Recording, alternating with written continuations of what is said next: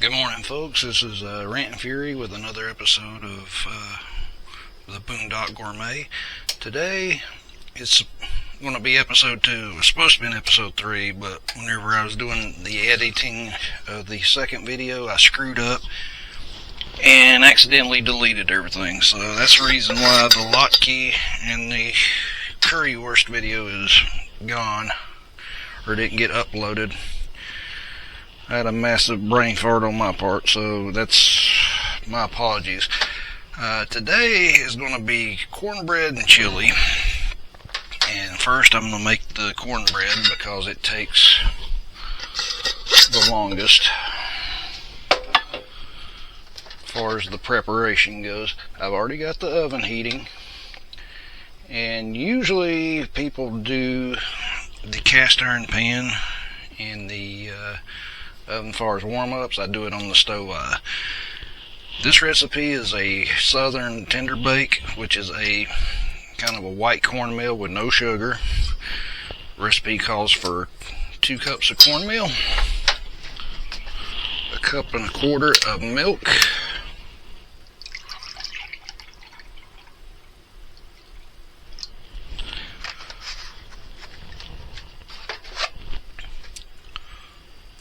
one egg, which will be beat into the mix, because it was a naughty monkey and I got to beat it. Yes.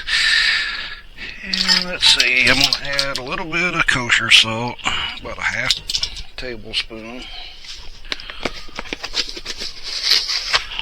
Skillet cornbread is one of those things that it's a southern staple here. Goes well with a lot of different dishes. Now, a little history of cornbread while I'm mixing everything up. Native Americans, American Indians have been making dishes with cornmeal, ground corn, for millennia in the United States. And after the Europeans came and brought their stuff,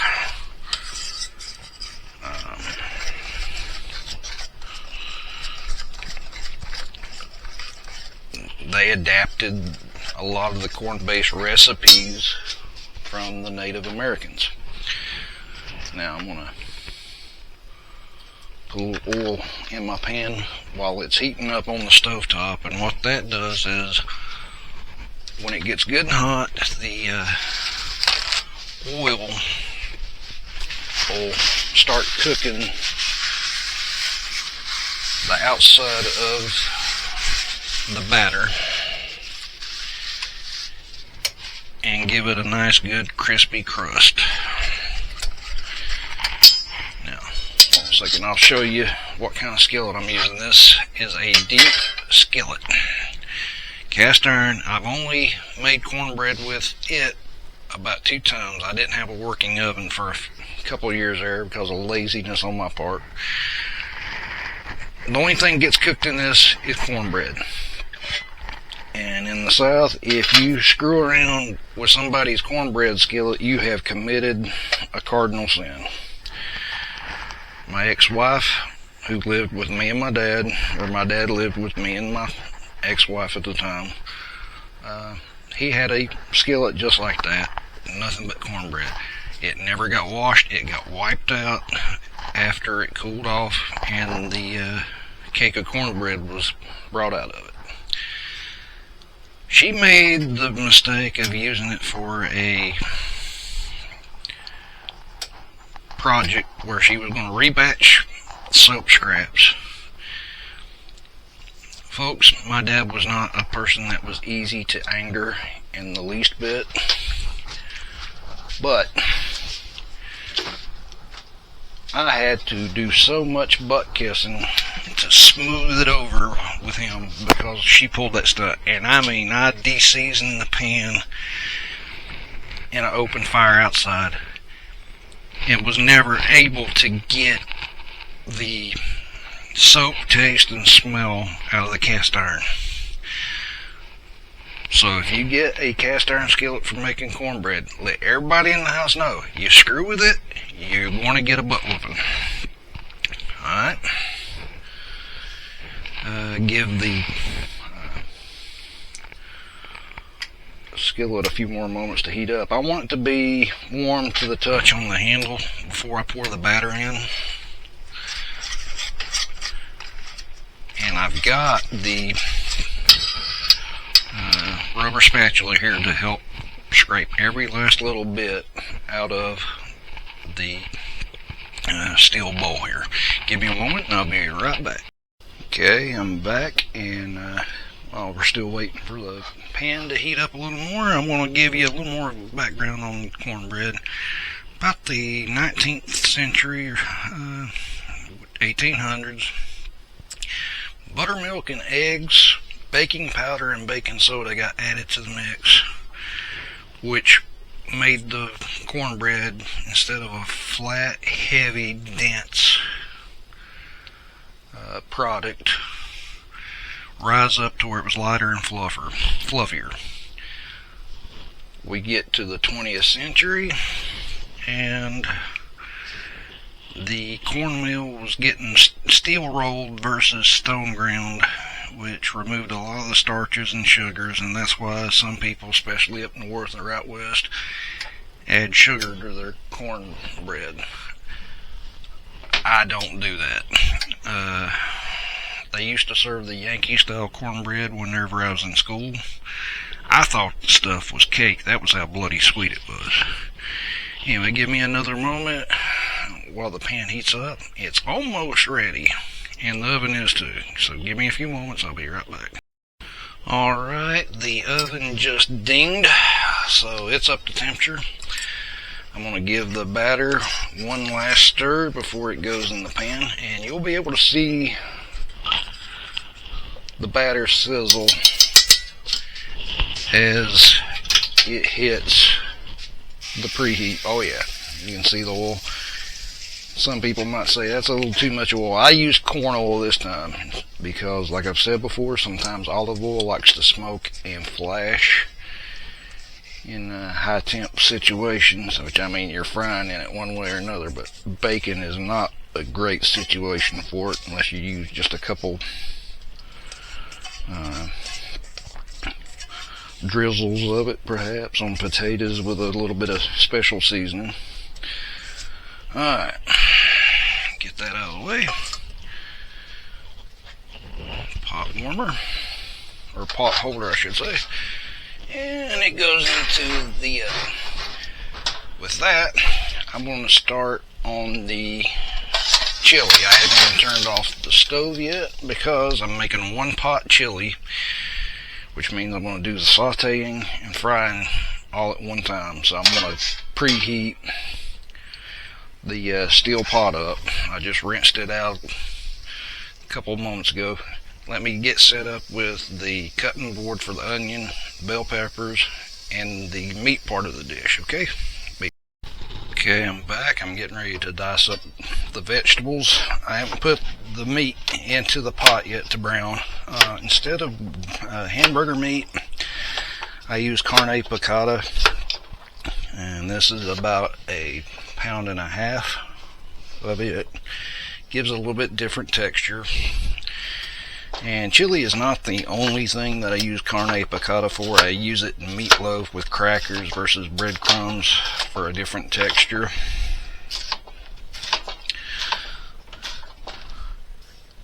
I also use carne piccata in stir fries because it's thin.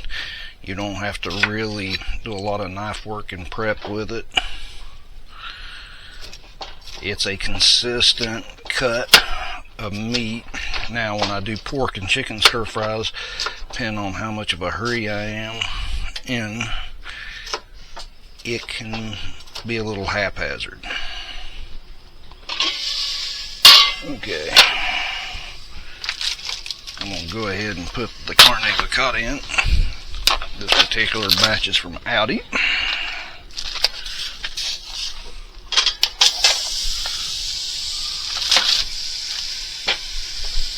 I still got more of the bell pepper to go. Another thing about the carne piccata, sorry, didn't mean to make so much a racket. is it's not a terribly fat cut of meat. I actually worked in a place that processed beef, and I worked on the machine that did carne piccata, beef bites, and beef cubes. And what it was the trimmings from chuck roasts and everything else. They put them in a container. I'd go around, pick them up, throw them into the machine, and it would dice everything up. And there was not a lot of fat involved with the carne piccata. While I don't mind a little fat on some stuff, you do have to be a little bit cautious of it these days, especially with cholesterol rates and what have you. Me, I'm on meds for it. I just like eating too much. It's one of the few things in life I still enjoy on a regular basis. I quit smoking years ago, so I need at least one vice to keep me busy and occupied, and eating's it.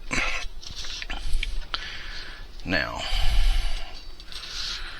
I've got this onion. I've got one that was left over from the aborted latke and currywurst video from a few days ago. I'm going to put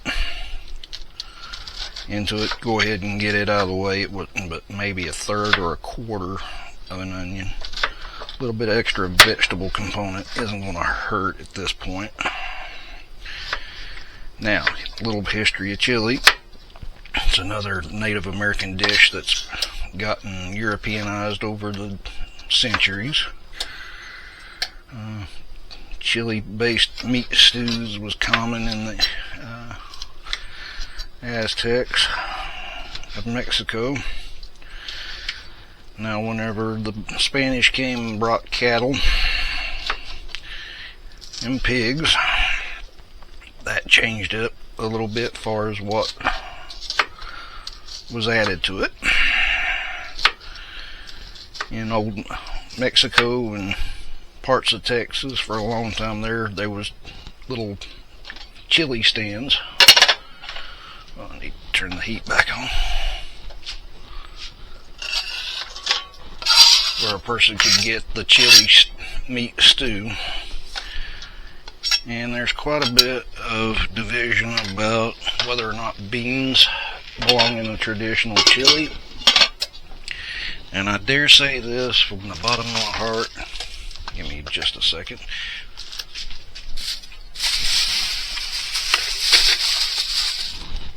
You had cowboys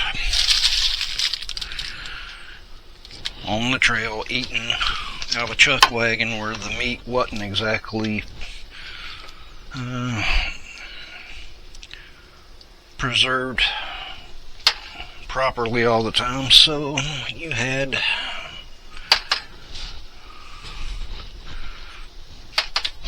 to make do. And one of the reasons why chili was popular in Mexico and some of the other places was it was a way of preserving or hiding some of the flavor of some meat that may not have been up to snuff.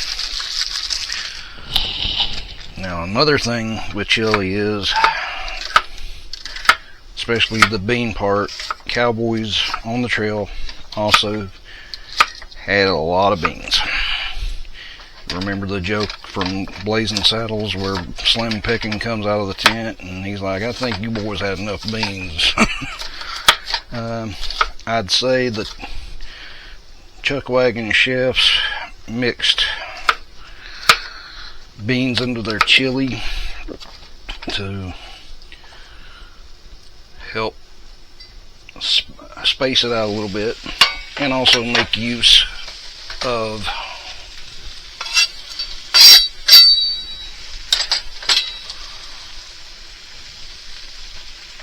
making what they got go further, especially when they were away from everybody else. They was in between towns herding a big batch of cattle. Southwest bean chili usually uses pintos. That was what my grandmother used in her chili, which, God bless her, I loved it. I just like doing kidney beans, because that was what was in the school chili. And the rest of the component, after everything gets ground or browned up, I use 2 cans of kidney beans, a can of black beans for color, the Italian style basil, garlic, and oregano, diced tomatoes for the tomato complement. Every once in a while I'll break down and get some of the Rotel tomatoes that's got the chilies in them. Unfortunately, I don't have it here with me now, so I'm not even going to bother with it. I am going to cheat a bit and use a pre-packaged seasoning. Aldi has 3 styles: the low sodium original with the original amount of heat to it, this one, and a spicy hot one. I don't like my stuff really spicy, because if you're going to torture yourself on a commode, go eat some of that lettuce that's giving everybody the problems.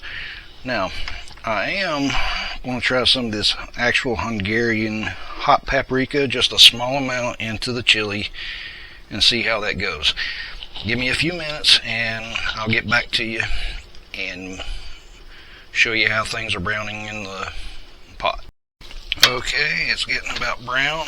The liquid that is cooking off from the vegetables in the carne piccata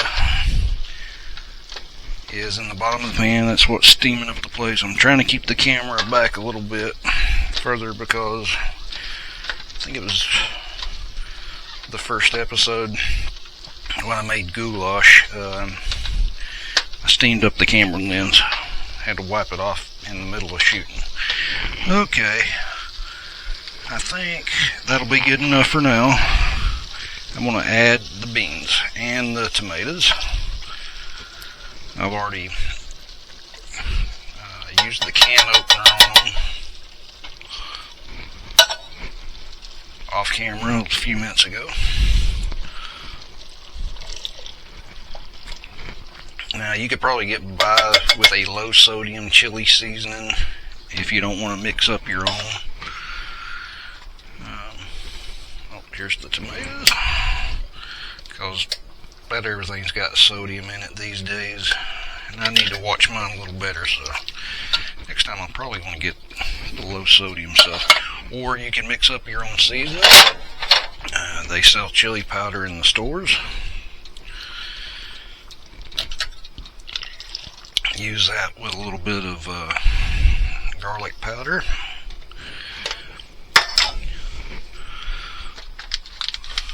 To add the kick. Fortunately, the stone mill's here.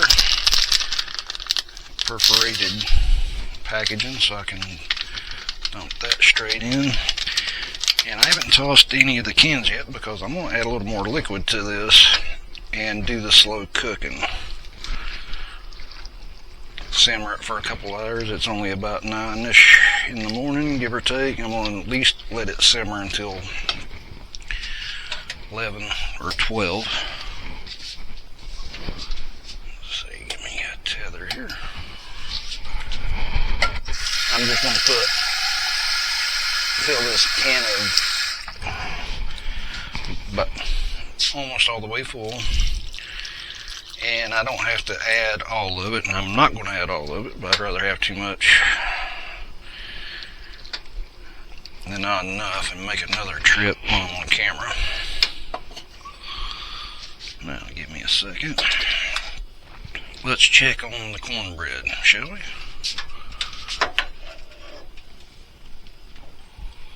Yeah, it's about done. A few more minutes. I'm going to take it out and bring it to the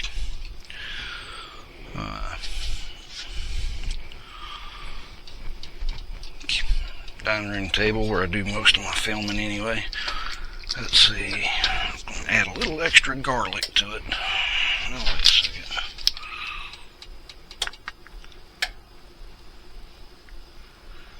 Yeah, this stuff doesn't have any garlic in it. And I'll be right.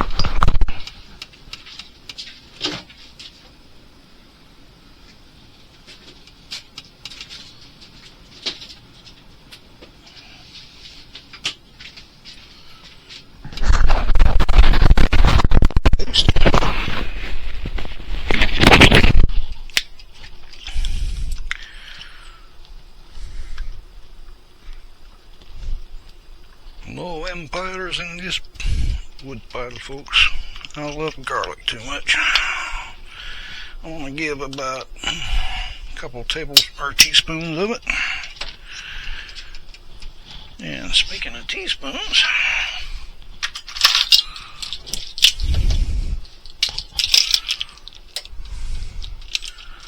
I want to try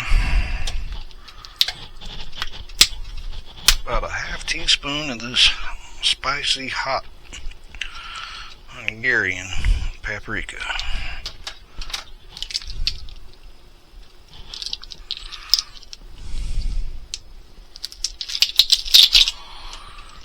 I might be regretting it later on, but we said that bland food's a sin against God and natural order of things. Alright, there's the paprika.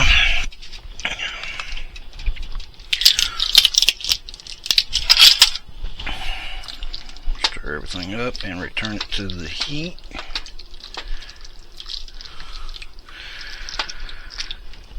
Time is a very important part of my cooking. Sometimes you're in a hurry, you can't make things as good as you want to, and you can taste the difference at the end of the day.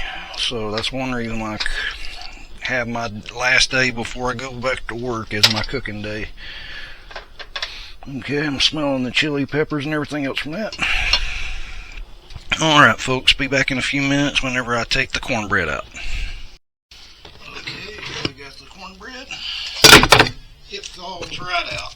Hold on a second, I gotta get this hot pan out, because even with the pot holder, it's hot.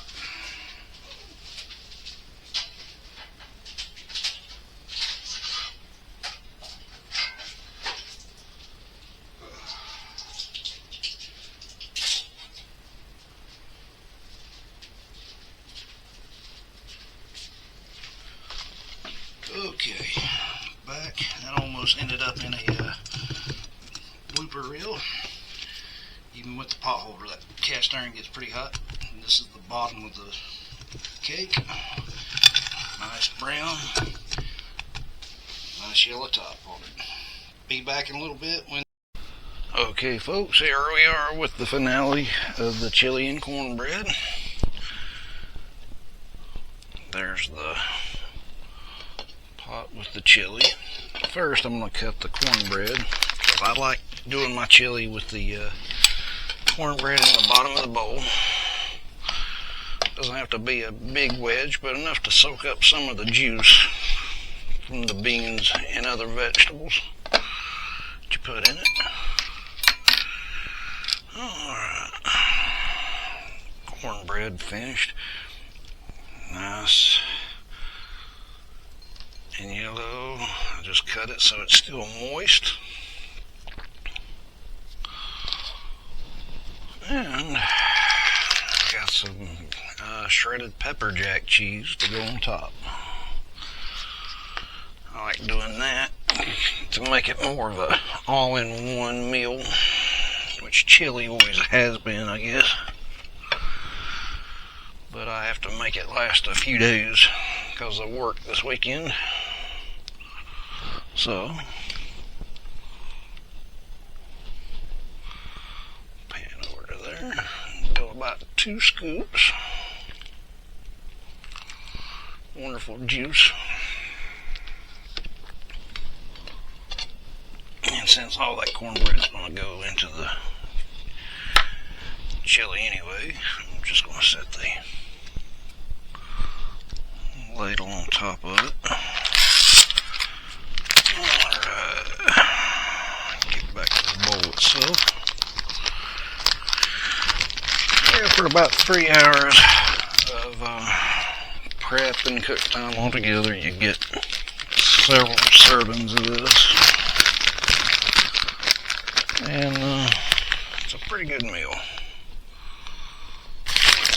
Well folks, hope you enjoyed it. Hope you picked up on a few tricks when it comes to cooking the chili and the cornbread. Next time, when I'm going to be doing the Boondock Gourmet, I'm going to be making panko covered chicken that's fried in a pan. Then the special part of it is I'm going to be making Irish call cannon, or at least my version of it, and that's basically mashed potatoes that's got onions and some sort of leafy greens in it. And take care, folks. See you next time.